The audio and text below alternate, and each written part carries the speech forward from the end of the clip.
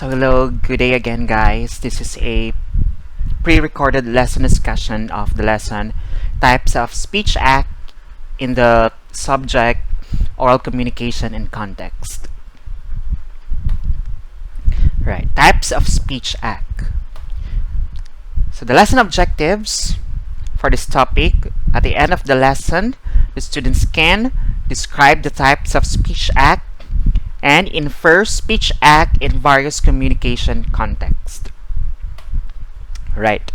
So speech act is an utterance which carries a performative function. It means that a sentence or a phrase is a speech act when the speaker is able to do something through words. Right. So basically, when we say speech act, it is not just a plain statement or utterance. It entails something that should be done, should be acted, or something that should be performed. So, speech act is also about the meaning of an utterance depends on the intention or the purpose of the speaker and the interpretation of the receiver of the message. Okay, the words are not just simple words. Right, in the lens of speech act, it can incite the receiver of the message to perform an action.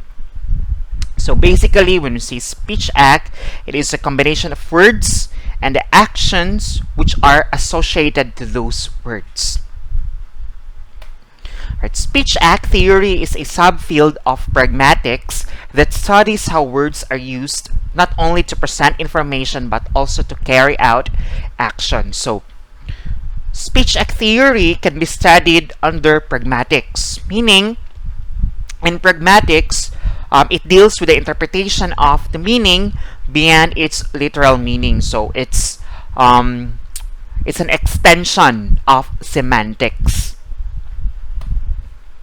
The theory emphasizes that the utterances have a different or specific meaning to its user and listener other than its meaning according to the language. The theory further identifies that there are two kinds of utterances. They are called constitutive and performative utterances. Right? When we say constitutive, it is presenting an information whether it is true or not. And when we say performative, it is an utterance or statement that requires an action, which speech act is being labeled as performative utterances. So there are three types of speech act: the locutionary, elocutionary, and perluctionary. First, Locationary Act. It refers to the utterance of words or performing an act of saying something. Right, so we say Locationary Act, it is the literal meaning of the words, the surface or superficial level of meaning. You only look at the semantic function of the words. You only look at the words as they are. What can you see in the dictionary? So that's Locationary Act. Like for example, your classmate said, "Please be quiet." So you interpret the meaning of this specific utterance based on the meanings that you can found in the dictionary.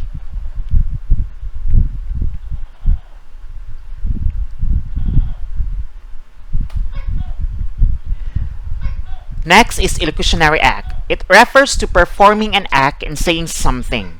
The Locationary Act communicates the speaker's intentions behind the locution.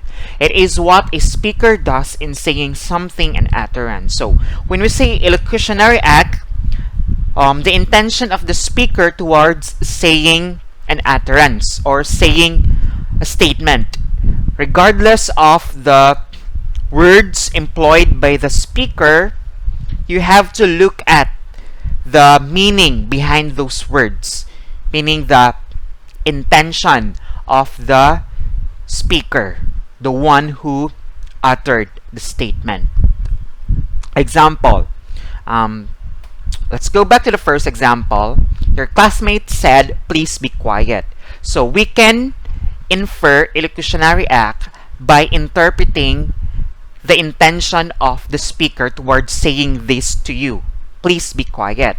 So it's another way of saying that you are noisy and you should be quiet in order to have a silence. So maybe because your classmate is being annoyed by your noise, or it's another way of saying that you are noisy. Please be quiet, even though your classmate did not say that you are noisy, but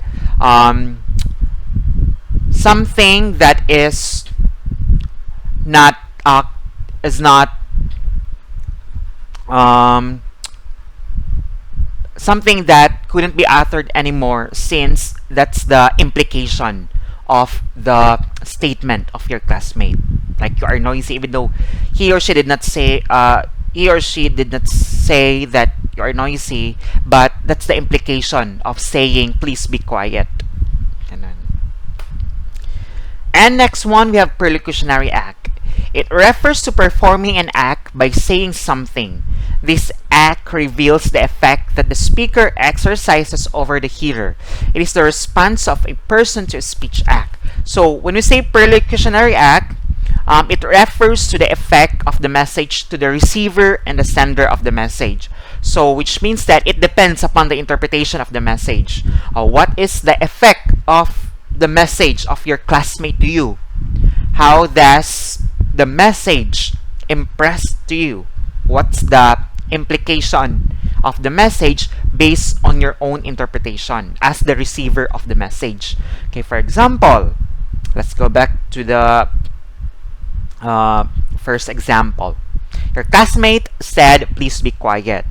So, in Preluctionary Act, either you will be offended by your classmate or you will be conscious of your noise. So, these are the possible effects to you as the receiver of the message. So, that's the Preluctionary Act. Either you'll be offended or you'll be conscious of your noise, then you'll be quiet because somebody is being annoyed by your noise. That's the Preluctionary Act. And that's the end of the discussion with regard to types of speech act.